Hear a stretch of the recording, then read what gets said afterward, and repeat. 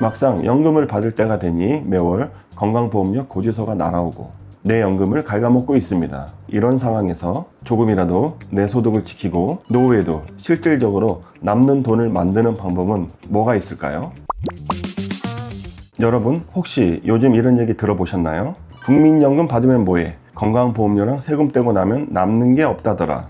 은퇴하고 국민연금 수령을 기대하던 분들, 정작 돈을 받아보면 생각보다 손에 남는 돈이 별로 없어서 속상해하는 경우가 진짜 많아졌습니다. 저희 주변에서도 연금도 꼬박꼬박 내는데 왜 은퇴하고 더 힘들어지냐? 라고 이런 얘기들이 많이 나옵니다.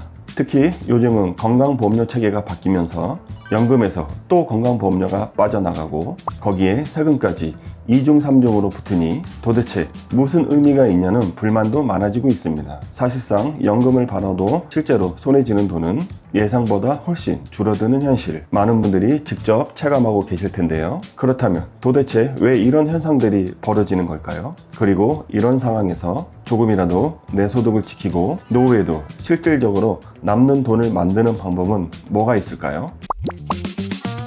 연금 받아도 손에 남는 돈이 없다? 사실 예전에는 은퇴 후에 자녀가 직장보험에 다니는 덕분에 피부양자 자격으로 건강보험료 걱정 없이 살던 분들이 많았습니다. 그런데 2022년부터 건강보험료 부과체계가 한 번 더 개편되면서 피부양자 자격 유지 조건이 훨씬 까다로워졌습니다. 예전에는 연간 소득이 3,400만 원까지 괜찮았었는데 이제는 건강보험료 부과 기준이 개편되면서 연 2천만 원만 넘어도 자녀의 피부양자 자격으로 들어가실 수가 없습니다. 그래서 갑자기 지역가입자로 바뀌고 매월 수십만 원씩 건강보험료 부담을 하게 되는 겁니다. 실제로 이런 분들 많이 계십니다. 평생을 근면하게 살아오셨고 국민연금 꼬박꼬박 부으면서 그래도 노후엔 걱정 없이 살겠지 이렇게 기대하셨을 텐데 막상 연금을 받을 때가 되니 매월 건강보험료 고지서가 날아오고 내 연금을 갉아먹고 있습니다. 월 소득이 167만 원만 돼도 건보료 부과 대상이 되니 정말 막막할 수밖에 없습니다. 특히 지역가입자로 전환된 순간 건강보험료는 본인 부담이 100%로 변경돼서 직장 다닐 때 회사랑 반반 내던 때보다 훨씬 부담이 심해집니다. 평균적으로 월 20에서 30만 원, 연간 200만 원이 넘는 돈이 평생 빠져나가게 되는 거죠. 은퇴 이후 수입이 줄어든 상황에서 이 정도의 고정 지출이 새로 생긴다면 노후 생활이 예상보다 훨씬 힘들어질 수 있습니다. 문제는 이게 끝이 아니라는 겁니다. 국민연금도 받기 시작하면 연금 자체에도 소득세가 붙고 공적연금, 국민연금, 공무원연금도 건강보험료 산정 기준에 포함됩니다. 같은 200만 원을 받아도 회사를 다닐 땐 회사에서 건보료를 내주지만 은퇴 후에는 소득이 훨씬 줄어드는데도 건강보험료와 세금이 줄줄이 빠져나가게 됩니다. 이러니 은퇴 후에도 손에 남는 돈이 없어서 불안하다는 하소연, 국민연금이 도리어 부담이다 라는 이야기들이 많아지고 있습니다. 실제로 국민연금 수급자들 사이에서는 차라리 연금을 덜 받더라도 조기 노령연금처럼 빨리 받아서 그나마 실수령을 조금이라도 더 챙기겠다 이런 선택을 하는 분들이 늘고 있다고 합니다. 이처럼 연금을 받는다고 해도 정작 손에 들어오는 돈이 생각보다 적어지는 현실, 정말 고민이 깊어질 수밖에 없는 요즘입니다. 이런 소식 들으면서 아니 내가 평생 모은 돈도 결국 나라에서 다 가져가네 라고 속상해서 한숨 쉬는 분들 진짜 많으시죠? 아무리 절약하고 연금도 꼬박꼬박 부었는데 세금과 건보료가 여기저기서 빠져나가니 오히려 손에 남는 돈이 예전보다 더 줄어드는 느낌. 실제로 열심히 일하고 은퇴하신 후에 상담을 받으러 오시는 많은 분들께서 이렇게 하소연을 하시곤 합니다. 그래서 요즘 조금이라도 더 실질 소득을 지키기 위해 세금도 덜 내고 건보료 부담도 줄일 수 있는 투자 방법에 대해 관심이 많아지고 있는데요. 그 중에서도 GPL 투자가 가장 안정적인 투자처로 각광받고 있습니다. 그럼 도대체 GPL이 뭐길래 요즘 하느냐 궁금하실 텐데요. GPL 투자는 아주 간단히 말해서 서울, 수도권, 광역시처럼 매매가 활발하고 황금성이 뛰어난 아파트를 담보로 대출을 내보내는 겁니다. 그리고 그 이자를 월세처럼 매월 꼬박꼬박 받는 구조입니다. 예를 들어 1억 5천만 원을 GPL에 투자한다고 하면 연 8% 이자 기준으로 월 100만 원 정도의 고정 수익이 생깁니다. 이게 은행 이자와 다르게 단순히 예적금이 아니라 부동산 담보대출이라는 점에서 안정성이 훨씬 뛰어납니다.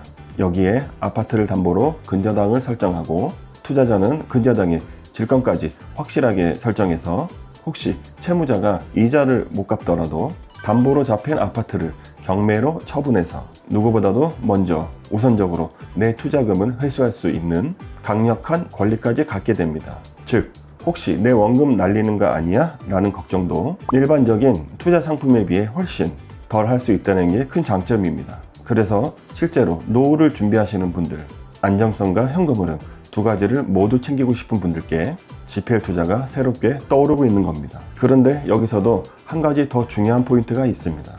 이자 꼬박꼬박 받는 건 좋은데 이거 다 내 소득으로 잡히면 또 세금 포탄 맞는 거 아닌가? 라고 생각하실 수 있습니다. 개인 이름으로 GPL 투자를 하면 소득의 27.5%나 이자 소득세로 빠져나가게 됩니다.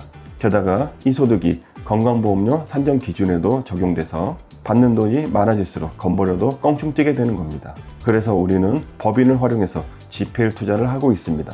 법인으로 투자하면 2억 이하 매출까지는 세율이 9.9%밖에 안 되고 투자자가 직접 법인 대표로 등록돼서 법인에서 내게 월급을 지급하면 건보료도 내가 법인에서 받는 월급 기준으로 산정되어 건보료가 줄어듭니다. 즉, 지역가입자에서 직장가입자로 산정돼 건보료 부담이 훨씬 낮아지게 됩니다. 예를 들어 법인에서 월 100만원씩 이자를 받는다고 하겠습니다. 기존에 지역가입자로 월 30에서 40만원씩 내던 건보료가 직장가입자로 전환돼 월 8만원까지 뚝 떨어지게 됩니다. 결국 매월 같은 소득을 번다고 해도 세금과 건보료를 확 줄여서 내 통장에 실질적으로 남는 돈이 훨씬 많아지게 할 수 있습니다. 정리하자면 GPL 투자를 단순히 안전하게 이자만 받는 구조에서 그치지 않고 법인을 통해 세금과 건보료까지 최적화할 수 있는 전략이 지금 은퇴 설계 시장에서 중요한 실전 투자로 떠오르고 있습니다. 실제로 현장에서 이 방식으로 은퇴 후 현금 흐름을 효과적으로 챙기고 계신 분들이 점점 더 많아지고 계십니다. 은퇴 후 진짜 중요한 건 소득에서 세금, 건보료를 뺀 내 통장에 남는 실제 돈입니다. 연금과 높은 수익률 전부 소용없습니다. 건보료와 세금으로 다 빠져나가면 허탈할 뿐이죠. 그래서 요즘은 연금만 바라보지 않고 GPL 같은 투자 상품과 법인 활용 이렇게 두 가지를 함께 준비하시는 분들이 많아지고 계십니다.